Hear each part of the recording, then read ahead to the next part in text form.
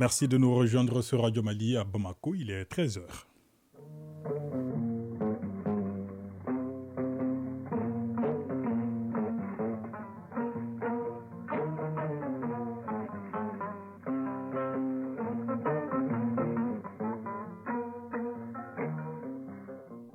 Le journal, Ibrahima Traoré.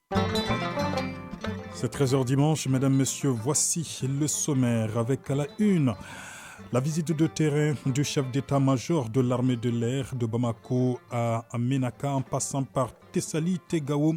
Le général Alou Boy-Diarra a échangé avec les troupes pour notamment s'imprégner de leurs conditions de vie et de travail. On en parle dès le début de cette édition avec Abdoulaye Sako. À Sikasso, au fin de la 9e édition du Finagri. Le Finagri, c'est le salon du financement de l'agriculture. Un rendez-vous qui a mobilisé dans la cité du Kénédougou producteurs, transformateurs, banques et institutions de microfinance. Mustapha Doumbia sera en ligne de Sikasso.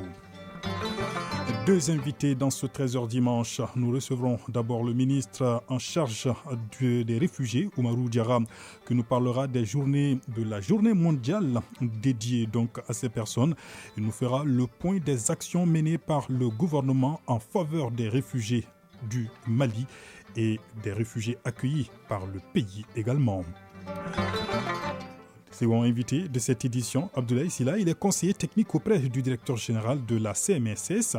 La CMSS, c'est la Caisse malienne de solidarité sociale, une structure qui vient de lancer l'opération de contrôle physique des pensionnés à travers le pays, une opération qui va durer 1 mois. À suivre toute l'actualité internationale, ce sera avec vous, Bourama Traoré, bonjour. Bonjour Ibrahima Traoré. Alors, quel est le menu de ce tour d'horizon de l'actualité internationale Nous irons d'abord au Sénégal où le président Macky Sall vient de recevoir les recommandations du dialogue national. Ensuite, au Tchad, le Premier ministre lance un appel à l'aide pour faire face à l'afflux des réfugiés soudanais. Et l'Égypte déroule le tapis rouge pour le Premier ministre indien Narendra Modi. À suivre donc dans une quinzaine de minutes toute l'actualité internationale avec Bourama Traoré et puis les sports. CAN des moins de 23 ans, la compétition a donné son coup d'envoi hier. Le programme se poursuit aujourd'hui. Le Mali joue à 20h sa première rencontre face au Gabon. Nous parlerons également du championnat national de Ligue 1 et du basketball avec la 9e journée du championnat national de première division. Voilà pour le sommaire. Mesdames, Messieurs, installez-vous confortablement. Tout de suite, les détails. Nous ouvrons ce journal avec la visite de terrain du chef d'état-major de l'armée de l'air de Bamako à Tessalit en passant par Gao et Ménaka. Le général Alou Boy-Diarra a échangé avec les hommes pour s'imprégner des conditions de vie et de travail de ces aviateurs.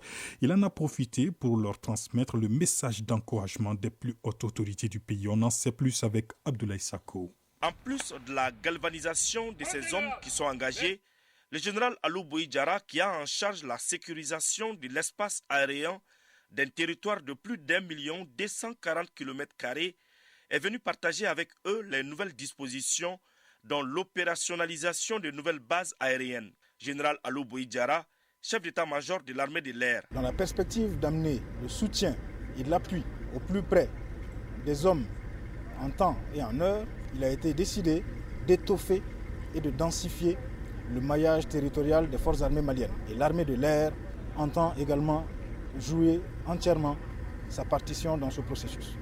Nos autorités ont créé de nouvelles structures aériennes, de nouvelles régions aériennes, de nouvelles bases et nouveaux détachements air pour nous donner les capacités de fournir l'appui aérien sur l'ensemble du territoire national en toute autonomie au profit de toutes nos forces et de toutes nos populations.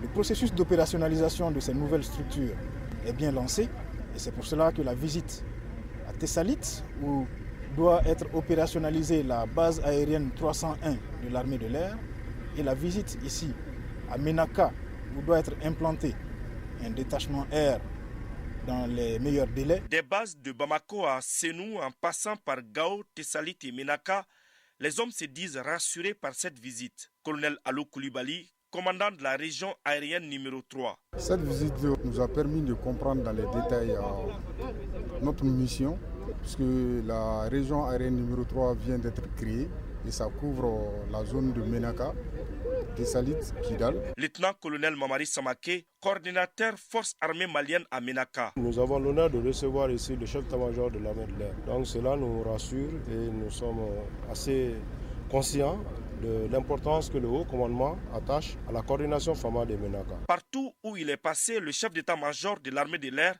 n'a pas manqué de rappeler aux hommes les rôles qui sont les leurs afin de renforcer la confiance entre les FAMA et les populations. Asikasso rideau sur la 9e édition du FINAGRI, le salon du financement de l'agriculture. Producteurs, transformateurs, banques et institutions de microfinance étaient à ce rendez-vous de 3 jours. Une initiative du réseau Agrivision Sahel qui s'est réjouie des résultats atteints. Les détails, c'est avec Moustapha Doumbia. C'est la remise des attestations de reconnaissance à des agents des banques et institutions de microfinance qui a sanctionné cette 9e édition du FINAGRI, le salon du financement de l'agriculture. Le cadre de 3 jours est marqué par des conférences, des expositions et des échanges d'affaires. Oudou Bengali, coordinateur du réseau Agrivision Sahel. On peut dire qu'on avait reçu plus de 400 plans d'affaires. Mais 322 plans d'affaires après analyse ont été bancables et parmi les 322 plans d'affaires, 217 ont eu des échos favorables. Ça veut dire que ces 217 seront bientôt financés par les banques. Et nous, Agrivision Sahel, notre rôle c'est de suivre le financement, le processus de financement et même d'installation de ces bénéficiaires de ces plans d'affaires. L'édition 2023 du FINAGRI a été placée sous le thème l'adaptation des échéances du crédit bancaire au calendrier agricole, quel mécanisme adopté par les banques et les institutions de microfinance pour faciliter le financement des producteurs agricoles. Elle est soutenue par plusieurs partenaires, dont le Conseil régional et la BNDA. Amidou Guindo, représentant du directeur général de la BNDA. La BNDA injecte chaque année plus de 250 milliards dans le financement du monde agricole. Quand on dit financement du monde agricole, il y a le monde agricole en tant que tel à travers les OP et l'agrobusiness. Nous allons augmenter suivant les règles édictées par nos plus hautes autorités. Amadou Soumaré, conseiller au gouvernorat de Sikasso. La tenue régulière du FINAGRI dans la région de Sikasso constitue une opportunité pour les acteurs du monde rural agricole. Il enregistre de plus en plus d'opportunités importantes entre l'offre et la demande en matière de financement, tout en brisant la glace entre ceux qui sont dans le besoin de financement et ceux qui détiennent le financement. L'un des temps forts de la clôture est l'organisation d'une table ronde qui a concerné les représentants des producteurs, des transformateurs, des banques et du réseau Agrivision Sahel. Sikasso, Moustapha Doumbia et Amadou Dolo pour l'ORTM. 13h08 sur nos antennes. Contrôle physique des pensionnés de la caisse malienne de solidarité sociale, l'opération lancée des pensionnaires, c'est ça, ou pensionnés? Pensionnés. Des pensionnés de la caisse malienne de solidarité sociale. L'opération lancée lundi dernier se poursuit jusqu'au 18 juillet prochain. Elle se déroule sur toute l'étendue du territoire national. On en parle justement avec le premier invité de ce 13h dimanche en direct dans ce studio. Vous l'avez deviné, Abdoulaye Silla est conseiller technique auprès du directeur général de la CMSS, caisse malienne de solidarité sociale. Monsieur Silla, bonjour. Bonjour. Alors, qu'est-ce qui a motivé ce contrôle physique des pensionnés de la CMSS? Merci. Tout d'abord, un petit rectificatif au nom de la structure, c'est Caisse malienne de sécurité sociale. De sécurité sociale, c'est même très bien noté. Voilà, même si la solidarité est également un pan de la sécurité. D'accord. Voilà, c'est bon, bien à noter. Alors donc, effectivement, les motivations pour la CMSS sont de nature relative à la gestion. Parce que la Caisse malienne de sécurité sociale est chargée de la gestion des pensions. Et à ce titre, elle est censée recouvrer les cotisations et payer les pensions. Et donc, c'est ce qui nécessite un équilibre entre les ressources et les dépenses. Donc, dans la recherche de la pérennisation de cet équilibre-là, la CMSS organise habituellement des séances de contrôle physique, des donc campagnes. Donc, ce n'est pas une première. Ce n'est pas une première, justement. Et chaque 5 années, la CMSS organisait. Depuis 2018-2019, notre conseil d'administration a bien voulu revoir ce délai en le ramenant à 1 an. Donc nous sommes en train également de programmer un contrôle biométrique. Les contrôles de l'année prochaine seront exclusivement biométriques. Et donc ce contrôle est réalisé en vue de préparer cette phase de transition de l'ancien format vers le contrôle biométrique. En termes de chiffres, déjà, quel est le point de la situation de vos pensionnés à travers le pays? À travers le pays, nous avons 63 626 pensionnés répartis effectivement sur toute l'étendue du territoire et également à l'étranger, parce que les pensionnés sont également... Et qui sont vos pensionnés, justement? Nos pensionnés sont les fonctionnaires qui, après les services rendus à la nation, sont admis à faire valoir leur droit à la retraite, et les militaires, ainsi que les parlementaires. Voilà. Donc, ce sont ces 3 catégories qui constituent nos assurés. Et comment ça se passe, cette opération sur le terrain? Sont-ils obligés de se présenter physiquement? Absolument. Un contrôle physique, le contrôle que nous organisons, essentiellement exige la présence de nos assurés, de nos retraités dans les différentes structures de la CMSS, les structures déconcentrées de la CMSS à Bamako, dans toutes les régions et dans tous les cercles du Mali, ainsi qu'à l'étranger à travers les représentations de nos missions diplomatiques et consulaires. Très bien. Voilà. Et ceux qui ne sont pas en mesure de se présenter physiquement pour des raisons qui se justifient, notamment des raisons de santé? De santé, absolument. Nous avons également prévu, à travers des équipes mobiles, d'aller procéder à leur enrôlement jusque chez eux, dans leur domicile. L'opération a débuté depuis quand même une semaine. Est-ce que ça se passe bien? Oui, je dirais que ça se passe très bien. Effectivement, ça fait 5 jours effectivement que nous avons commencé. Et l'opération est déjà, compte tenu du nombre de personnes enrôlées en 5 jours, nous pouvons dire que ça se passe très bien. Nous sommes environ à 23 347 pensionnés déjà enrôlés sur un effectif de 63 626. Voilà. Alors, quels sont les défis de façon globale aujourd'hui auxquels votre structure est confrontée dans la gestion de vos pensionnés? Les défis, ils sont nombreux, mais le plus important aujourd'hui, c'est le défi du financement de nos retraites. Donc, les questions de ressources aujourd'hui nous préoccupent beaucoup, notamment les cotisations dont je parlais tout à l'heure. Les cotisations constituent l'ossature de nos ressources. C'est l'élément principal. Et donc, ces cotisations sont collectées auprès des employeurs qui sont l'État et les collectivités territoriales.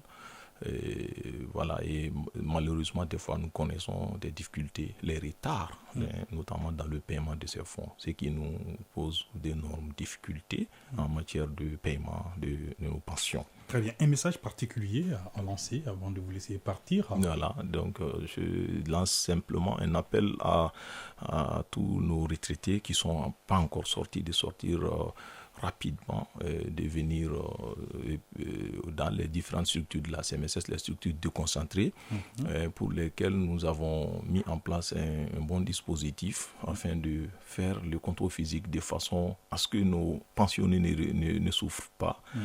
Nous avons bien voulu penser à leur installation, à leur accueil, les conditions d'accueil, ainsi qu'à multiplier les équipes chargées de leur enrôlement. Donc nous lançons un appel pour qu'ils viennent rapidement, puisque à la fin du délai, nous sommes censés suspendre la pension pour ceux-là qui ne sont pas venus faire leur contrôle physique. Donc pour éviter tout désagrément à nos retraités, je lance un appel à ceux qu'ils sortent encore massivement.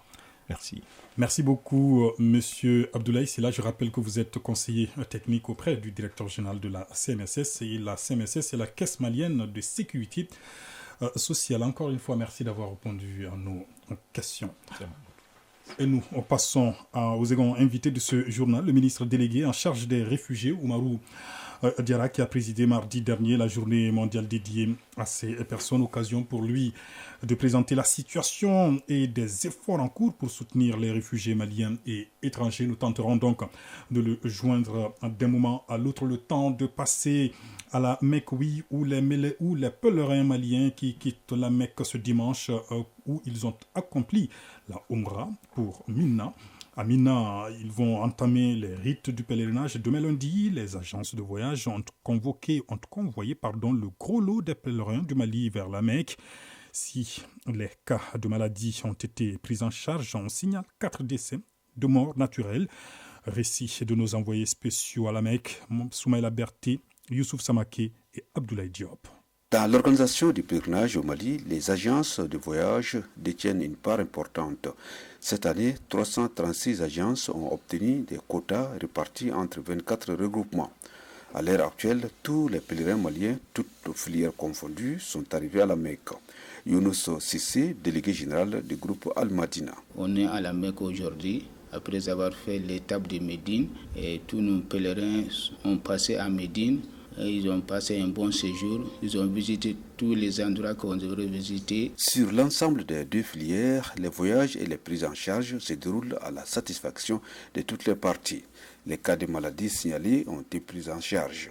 Seul bémol, on note 4 cas de décès. Amadou Maïga, directeur général de l'agence de voyage Dunia Travel Service et secrétaire général de l'association des agences de voyage. Alhamdoulilah, les vols de la filière privée ont commencé le 4 juin et depuis jusque-là, vraiment, nous n'avons pas enregistré de difficultés majeures. Tout se passe normalement. Les difficultés qu'on a rencontrées sont inhérentes à l'organisation du Hajj. Donc sinon, vraiment, pratiquement les 90% des pèlerins de la filière privée ont déjà fait le séjour à Médine et ils sont à la Mecque. Il y a eu des cas de maladie, il y a eu des cas de décès. Donc à Médine aussi bien qu'à la Mecque ici. La date d'aujourd'hui, il y en a 4. Dr Yaya Toumani Traoré, médecin du groupe Danaya Voyage. On a eu quelques cas de maladies et qui ont été bien gérés. Et les va-et-vient de la mosquée vraiment et les visites des sites touristiques, notamment les ziyaras, ont vraiment émerveillé les pèlerins. Ils étaient vraiment tous contents. Leur état d'âme est satisfaisant. Lassana Sakou, responsable au groupement Oumoul Koura. Depuis à Bamako, alhamdulillah, les préparations au niveau de Oumoul Koura, c'est tout normal. Arrivé à la Médine, on n'a aucune difficulté vraiment jusqu'à présent. Le cap de la Umrah passé, l'ensemble des pèlerins maliens quittent la Mecque ce dimanche dans la soirée pour Mina où ils doivent entamer à compter de lundi la phase du grand pèlerinage. La Mecque, Soumaïla Berté, Youssouf Samaké et Abdoulaye Diop avec le concours de Mohamed Belko Diko pour l'ORTM. Je vous l'annonçais à l'instant. Nous recevons notre second invité dans ce 13h dimanche. C'est le ministre délégué en charge des réfugiés. Oumarou Diarra a présidé mardi dernier la journée mondiale dédiée aux réfugiés. Occasion pour lui de présenter la situation et des efforts en cours pour soutenir les réfugiés maliens et étrangers. Le ministre Diarra est en ligne avec nous. Bonjour, monsieur le ministre. Bonjour. Alors, le Mali compte à ce jour combien de réfugiés à l'extérieur et en accueille combien à l'intérieur? Tout d'abord, nous saluons les auditeurs de la radio nationale. À l'intérieur comme à l'extérieur, nous avons célébré le 20 juin la journée internationale des réfugiés. Et les personnes réfugiées au Mali aujourd'hui sont au nombre de 69 000, ce que nous accueillons sur notre territoire. Et à l'extérieur du pays, essentiellement au Burkina, au Niger et en Mauritanie, nous avons 204 000 personnes de réfugiés, des Maliens, qui ont bénéficié de l'hospitalité de ces pays amis et frères. Alors, qu'est-ce qui est mis en œuvre pour encourager et faciliter le retour des réfugiés maliens? Aujourd'hui, d'abord, le premier indicateur dans ce sens est la sécurité. Raison pour laquelle l'État, sous le leadership du président de la transition, son excellence le colonel Assimi Goïta, est en train de mettre tout en œuvre pour que la sécurité puisse revenir sur l'ensemble de notre territoire. Donc, au-delà, il y a des missions de sensibilisation, d'information, et qui nous permettent de sensibiliser nos compatriotes à se décider de revenir au pays. C'est-à-dire nous avons un accord tripartite entre le Mali, le Burkina et le Haut-Commissariat des Nations Unies dans le cadre du rapatriement volontaire et sécurisé de nos compatriotes. Également, le même accord existe entre le Mali et la Mauritanie, le Haut-Commissariat des Nations Unies, et aussi entre le Mali, le Niger et le Haut-Commissariat des Nations Unies. Tous ces mécanismes nous permettent de sensibiliser nos compatriotes par rapport aux zones où le retour est possible. Donc, comme résultat, nous avons aujourd'hui plus de 85 000 rapatriés, c'est-à-dire nos compatriotes qui étaient dans ces camps de réfugiés, donc qui sont retournés de 2012 à nos jours de manière volontaire et sécurisée. Et justement, ces réfugiés qui sont rentrés au pays, quelles sont les actions qui sont menées en leur faveur? Oui, vous savez, au retour, dans un premier temps, nous les accueillons dans des centres spécialisés, donc pendant au moins 72 à une semaine, en attendant de les diriger vers les sites d'origine ou d'autres sites appropriés où l'État non seulement les accompagne sur le plan en termes de vivres et de non-vivres, c'est-à-dire l'assistance alimentaire, les abris, mais également nous accompagnons ce retour à travers des activités génératrices de revenus, leur permettant quand même de s'installer sur leur pays. Un mot, Monsieur le ministre, sur les déplacés internes. L'hivernage s'installe progressivement. Qu'envisagez-vous pour les protéger davantage? Oui, pour les déplacés internes, alhamdoulilah, aujourd'hui, nous saluons très honnêtement la montée en puissance de notre armée. Grâce à cette montée, nous avons connu une baisse au niveau du nombre de déplacés de août 2022 en avril 2023. En août, la population déplacée interne était de 422 000. En décembre, 412 000. Et aujourd'hui, nous sommes à 375 000. Ce qui signifie que la paix est en train de revenir. Déjà, au niveau des sites, parce que c'est des sites temporaires, des investissements lourds et un peu difficiles. Et nous continuons à renouveler l'eau potable, l'assistance sur le plan sanitaire continue. Et Inch'Allah, l'objectif est vraiment d'organiser les résultats. Quelques soucis de liaison avec le ministre Diarra. Est-ce que vous m'entendez bien, monsieur le ministre? Oui, je vous entends très bien. Très bien. D'accord. Au-delà de ces dispositions prises en faveur des déplacés internes, parlons un peu globalement de la situation humanitaire à travers le pays. Quel tableau dressez-vous aujourd'hui au Mali? Quelle est la situation humanitaire un peu globalement à travers le Mali? Je n'ai pas entendu la dernière question. Quelle est la situation humanitaire actuellement au Mali? Est-ce que les choses se sont améliorées durant ces dernières années de façon globale?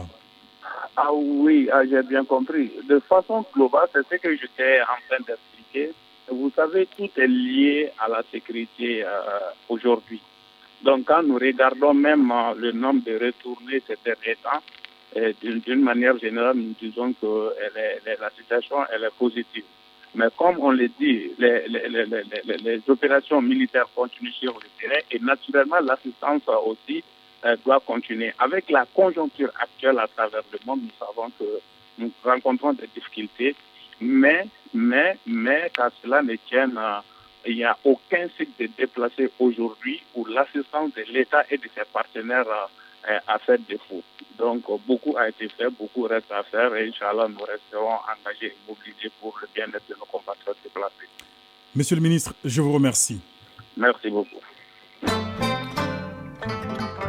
Tour d'horizon de l'actualité internationale à présent, c'est avec vous, Bourama Traoré, en direct dans ce studio. Bonjour. Bonjour Ibrahima Traoré. D'abord le Sénégal, où les commissions du dialogue national ont remis leurs recommandations au président Macky Sall. Au total, 270 recommandations ont été formulées par les commissions du dialogue national. Le président Macky Sall a parlé d'un nouvel élan pour préserver l'essentiel, à savoir la forme républicaine de l'État, la paix civile, la stabilité et la sécurité du pays. Parmi les consensus de la commission politique, une une modification du code électoral qui permettrait aux candidats condamnés en justice mais graciés par le chef de l'État de se présenter aux élections à venir. Le président Macky Sall a annoncé la création d'un comité de suivi pour mettre en œuvre les recommandations. Concernant son éventuelle candidature à la prochaine présidentielle, il a promis des réponses. Je vais répondre parce que maintenant le moment est venu pour répondre, a-t-il déclaré. Au Tchad, le Premier ministre lance un appel à l'aide. C'est pour faire face à l'afflux des réfugiés soudanais. C'est devant le corps diplomatique hier que le Premier ministre Saleh Kebzabo a lancé cet appel à l'aide. Le pays accueille aujourd'hui plus de 400 000 réfugiés soudanais. La mobilisation de la communauté internationale face au drame humanitaire et à la détresse que vivent nos frères et sœurs réfugiés soudanais n'est pas à la hauteur de la mobilisation observée sous d'autres cieux, a déploré le chef du gouvernement tchadien. En Sierra Leone, après une journée électorale hier, l'heure est au dépouillement des bulletins de vote. Plus de 3,4 millions d'électeurs étaient appelés hier à élire leurs députés, conseillers locaux et surtout le nouveau président de la République.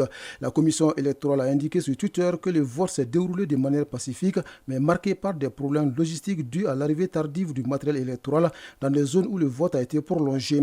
Pour la présidentielle, 13 candidats sont en liste, dont le chef de l'État sortant Julius Madabio, qui brigue un second mandat. Pour être élu au premier tour, l'un des candidats doit recueillir 55% des voix. L'Égypte déroule le tapis rouge pour le Premier ministre indien Narendra Modi. Après les États-Unis, le Premier ministre indien Narendra Modi est arrivé aujourd'hui au Caire.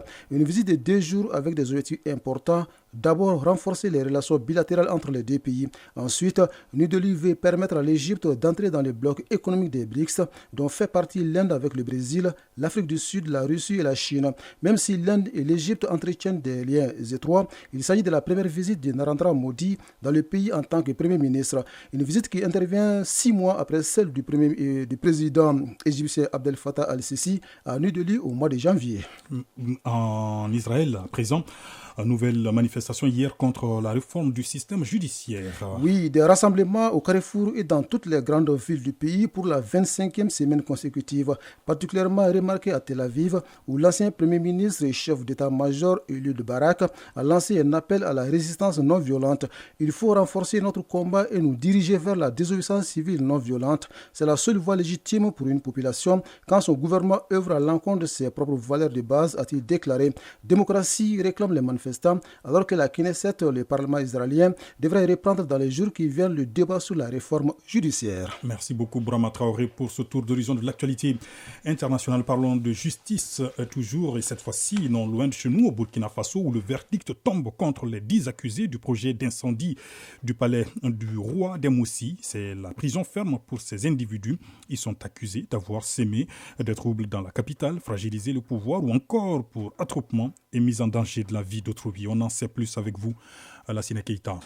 Un procès qui a duré plusieurs jours et au bout duquel le parquet a requis 5 ans de prison ferme et une amende de 10 millions de francs CFA contre Marcel Tankoano, militant du mouvement M21, présenté comme le principal instigateur du complot.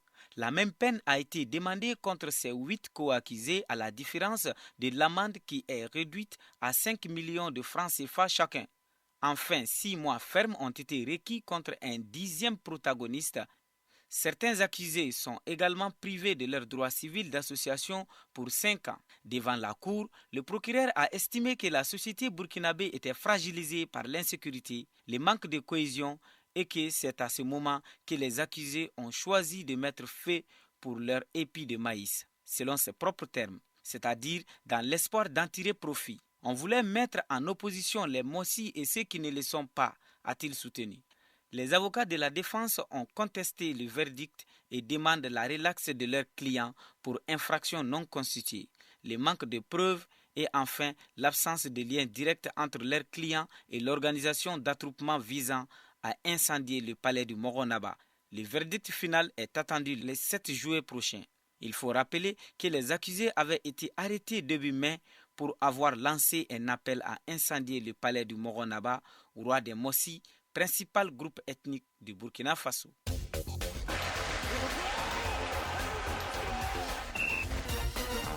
L'actualité des sports à 13h passées de 29 minutes du football CAN des moins de 23 ans. La compétition a donné hier son coup d'envoi. Le programme se poursuit aujourd'hui.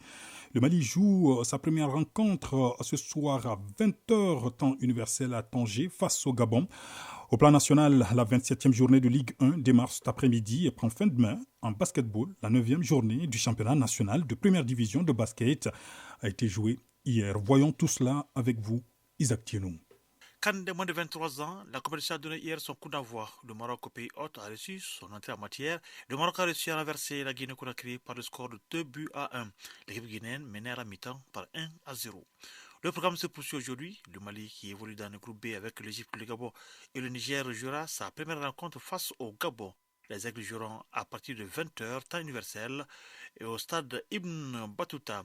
Il s'agit d'abord pour les protégés de Bata Diallo Conti de réussir leur entrée en matière pour mieux poursuivre la compétition. Les Aigles Espoirs ont les moyens de venir à bout de cette équipe gabonaise qui a longtemps douté de sa participation en raison de son différend avec le Cameroun qui avait formé une réserve à son encontre. La première rencontre de la poule B se jouera à 17h entre l'Égypte et le Niger. Le capitaine égyptien Ibrahim Abdel Ali Mohamed s'est dit déterminé à conserver le titre de la Coupe d'Afrique des Nations de moins de 23 ans, Maroc 2023. Le champion d'Afrique de la catégorie affrontera le Niger.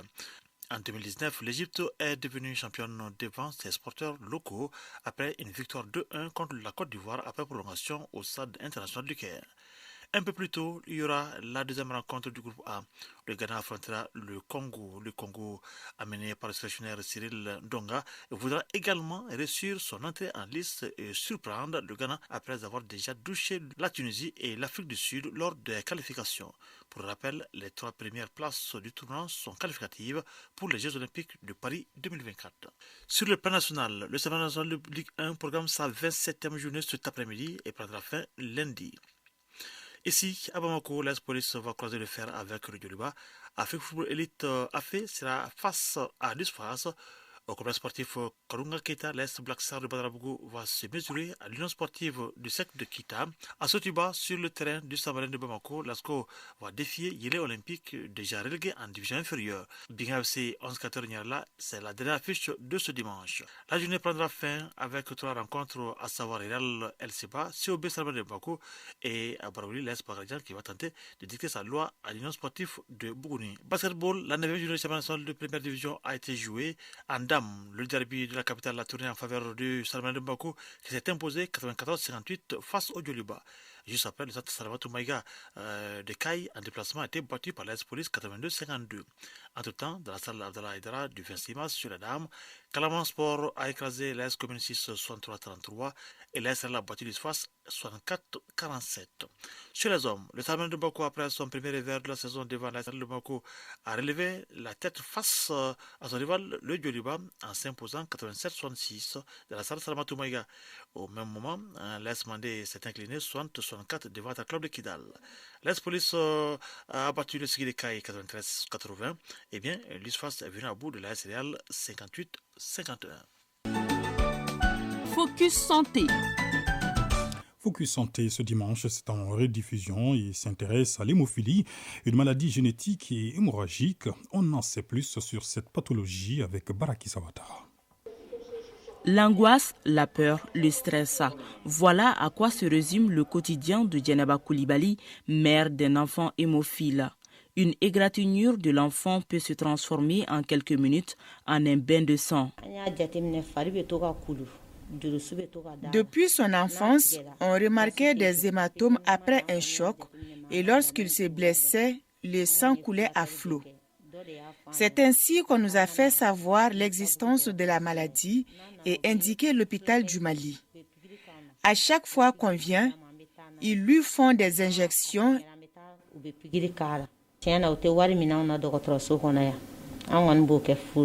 Le Mali compte à peu près 3500 hémophiles.